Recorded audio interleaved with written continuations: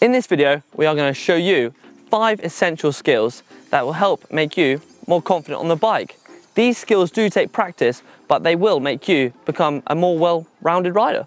The good news is that they are not too difficult to master, but it is really important to work on them if you're just starting out on the bike, particularly if you're going to be riding out on the open road or in groups.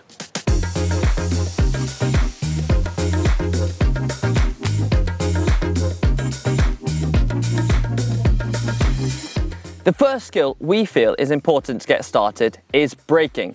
Now this could give you sleepless nights of images of you flying over the handlebars in a very unflattering manner. But you should not be losing sleep over this very simple skill.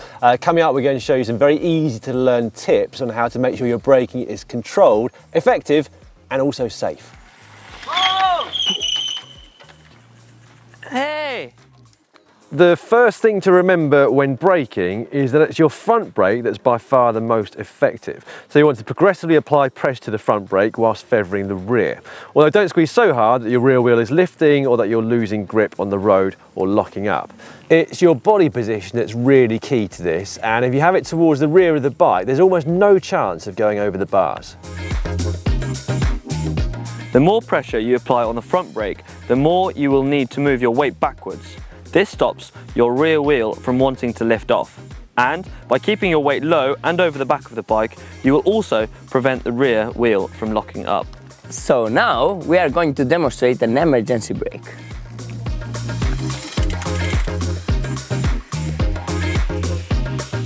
Now hopefully this is not a skill you're going to have to use too often, but nevertheless it's still important to learn for when you do need to use it. Plus it's going to give you more confidence and control over your bike. When you're trying it out though, make sure you do it on a really good road surface and on a road that's very quiet too. And what you'll find is that very quickly your stopping distances get a lot shorter. With practice will become a second nature. Being able to stop fast is a really important skill, but it is something that you want to avoid at all costs if you're in a group like this. There are times when you are going to need to do it, but in general in a group, especially with modern brakes, you really need to feather with 1 or 2 fingers just on the front brake. And that's another skill that's worth working on, making sure that you can adjust your speed really minutely. Riding out of the saddle is a skill you want to become well accustomed to.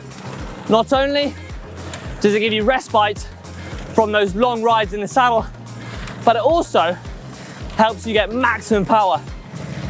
Whether you're sprinting, climbing or descending, by getting out of the saddle, you're able to use your body weight to drive down through the pedals. First thing you want to think about is hand position. The most comfortable place to put your hands is on the hoods if you're on a road bike.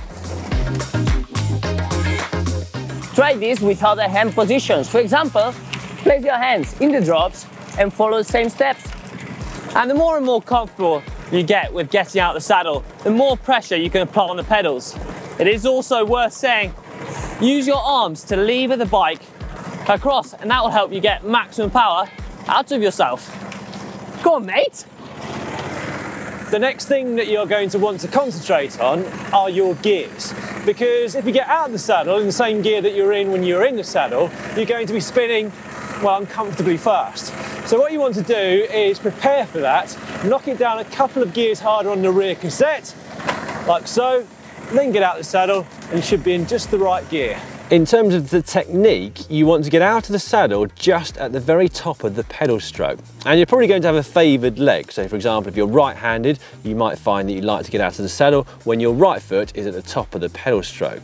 Then, when you're out of the saddle, you can drive down through the pedals, and what you'll find is that the bike leans slightly into the opposite direction. So when your right leg pushes down, your bike leans to the left.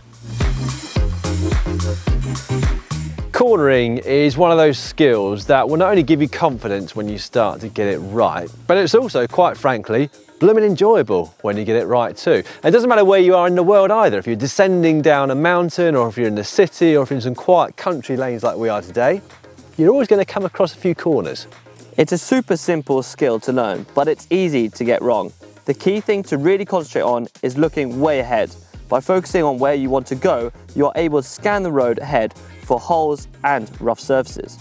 But most importantly, where you look is where your body and bike will go. The other really important consideration when it comes to cornering is your pedal position. So when you're going through a left-hand turn such as this one, you want to make sure that your right-hand crank is at the very bottom of the pedal stroke, and vice versa if you're going around an opposite corner, just as they've ably demonstrated now. The first reason for this is that it will prevent you from clipping your inside pedal on the tarmac and bringing your back wheel off the ground, which is basically what James did here. The second reason is that by putting weight through that outside pedal, you should be increasing your grip on the surface of the road. And lastly, it's also going to help you balance and distribute your weight through your bike as you lean it into the corner. If you can, try to find a quiet piece of road with a gentle corner. Concentrate in these few points and you will find yourself gaining more and more confidence in taking corners at speed. Riding one-handed is a skill every cyclist should have. Not only is it essential when you want to eat and drink on the bike without stopping, but it's also really useful for being able to signal to other road users. Of all of the basic skills that we are teaching you today, this is probably the easiest one to practice. Once again, you just need to find a nice, straight, fairly quiet piece of road, get up to a comfortable cruising speed, at which point when you're ready, just take one hand slightly off the bars for a short period of time. Then as you get a bit more confident, take your hand a bit further off the bars for a slightly longer period of time. As you get more and more comfortable, practice drinking from your bottle, taking a bar out from your back pocket, or pointing out a road furniture to others to avoid.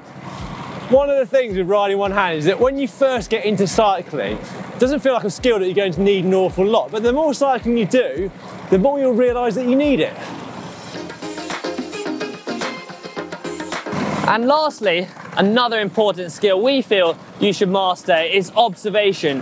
Whether you're training, racing, or even just going out on a ride in your local roads, it's important to look out for those unexpected surprises. And this applies no matter what type of cyclist you are, whether you're a mountain biker or a road rider, but since we're the latter, we'll talk about that. What we mean is scanning the road for anything that could pose you a danger, whether that's something actually on the road, or it might be that it is other road users. Because the more you cycle, the more you can begin to predict the movement of those other road users. And once you've mastered this skill of observation, what you'll find is that your rides are both safer and more enjoyable. So look out for those potholes, loose gravel on the roads, manhole covers, or even oil that can be really slippery. Yep, and when you do master the art of finding all those hazards on the road, if you're on a group ride, point them out to the others on there as well, and you could avoid a lot of accidents. We hope this short video will help you to feel more ease when you are out on your bike. Be sure to keep practicing these skills and they will become second nature. At least they should. And if you do perfect all of these skills and you'd like to take one of them one step further, just down here we have got a video dedicated to all things cornering. And if you have enjoyed this video, then don't forget to give us a thumbs up.